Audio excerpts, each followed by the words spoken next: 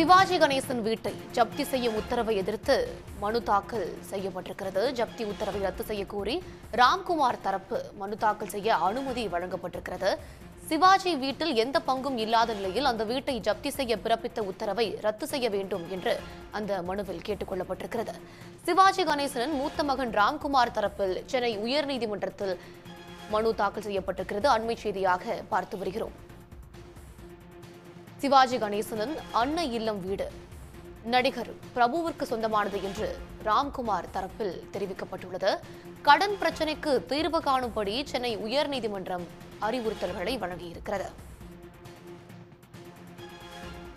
வழக்கின் விசாரணை ஏப்ரல் 3ஆம் தேதிக்கு தள்ளி வைக்கப்பட்டிருக்கிறது. சென்னை உயர்நீதிமன்றம் இந்த உத்தரவை பிறப்பித்திருக்கிறது. அண்மை செய்தியாக பார்த்து வருகிறோம். இது பற்றிய விரிவான தகவல்களுடன் இணைகிறார் செய்தியாளர் ரமேஷ்குமார். ரமேஷ், கூடுதல் தகவல்கள். கடன் விவகாரத்துல நடிகர் சிவாஜி கணேசனுடைய வீடு ஜப்தி செய்யக்கூடியது தொடர்பான உத்தரவுல ஒரு புதிய திருப்பமாக தந்த வீட்டுல எனக்கு எந்த பங்கும் இல்லை என்று சிவாஜி கணேசனுடைய மூத்த மகன் ராம்குமார் சென்னை உயர்நீதிமன்றத்தில் தெரிவித்திருக்கிறார்.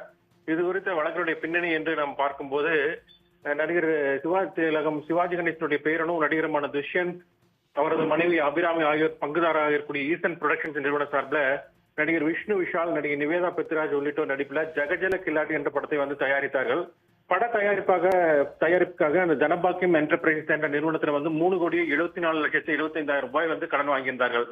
இந்த கடனை ஆண்டுக்கு 30% வட்டியுடன் திருப்பி கொடுப்பதாக உறுதியும் அளிக்கப்பட்டிருந்தது.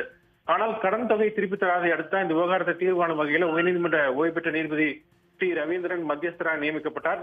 இந்த விவகாரத்தை விசாரித்த மத்தியஸ்தர் நீதிபதி ரவீந்திரன் கடன் தொகையை வட்டியுடன் சேர்த்து 9,02,40,000 ரூபாயை வசூலிக்க ஏதுவாக அந்த ஜகஜல கில்லாடி படத்தினுடைய அனைத்து உரிமைகளும் ஜனபாக்கியம் என்டர்பிரைஸ் இயக்குநர் ஒப்படைக்க வேண்டும் என்று 2024ஆம் ஆண்டு மே மாதம் உத்தரவிட்டிருந்தார்.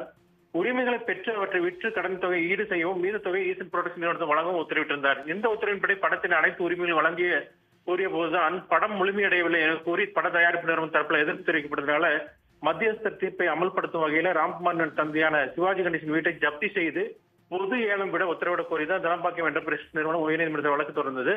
அந்த வழக்கை விசாரித்த நீதிபதி அப்துல் குதூஸ் அந்த பதில் மனு தாக்கல் செய்ய ஈசன் புரொடக்ஷன் தரப்பு அவகாசம் கொடுத்தோம். இதுவரை பதில் மனு தாக்கல் செய்யாதனால நடிகர் சிவாஜி கணேசனோட வீட்டை ஜப்தி செய்து அதில் ஒரு பகுதியை ஜப்தி செய்து உத்தரவிட்டிருந்தார். மேலும் இந்த உத்தரவு குறித்து சம்பந்தப்பட்ட தார் பதிவாளர் தகவல் தெரிவிக்கும்படியும் உத்தரவிட்டிருந்தார். இந்த நிலையில தான் இன்றைக்கு சிவாஜி கணேசனுடைய மூத்த மகன் ராம்குமார் தரப்புல ஒரு மனு கோரிக்கை என்பது வைக்கப்பட்டது. அதுல அந்த வீட்டுல எந்த பங்கும் இல்லாத நிலையில அந்த வீட்டை ஜப்தி செய்ய உத்தரவு பிறப்பித்த உத்தரவை ரத்து செய்ய வேண்டும் என்று அவர் கேட்டுக் கொள்ளப்பட்டிருக்கிறது. சிவாஜி கணேசனுடைய அன்னை இல்லம் வீடு நடிகர் பிரபுவுக்கு சொந்தமானது எனவும் அவர் தெரிவிக்கப்பட்டது. ஜப்தி செய்ய உத்தரவை ரத்து செய்ய கோரிய மனு தாக்கல் செய்ய ராம்குமாருக்கு இதையடுத்து நீதிபதி அனுமதி அளித்து உத்தரவிட்டிருக்கிறார். கடன் பிரச்சனைக்கு தீர்வு காணும்படியும் நீதிபதி அறிவுறுத்தி இருக்கிறார். இந்த வழக்கினுடைய விசாரணை ஏப்ரல் 3ஆம் தேதிக்கு ஒத்தி வைக்கப்பட்டிருக்கிறது. விவரங்களுக்கு நன்றி ரமேஷ்குமார். உடனுக்குடன் செய்திகளை தெரிந்து கொள்ள சன் நியூஸ் பெல் ஐகானை கிளிக் பண்ணுங்க.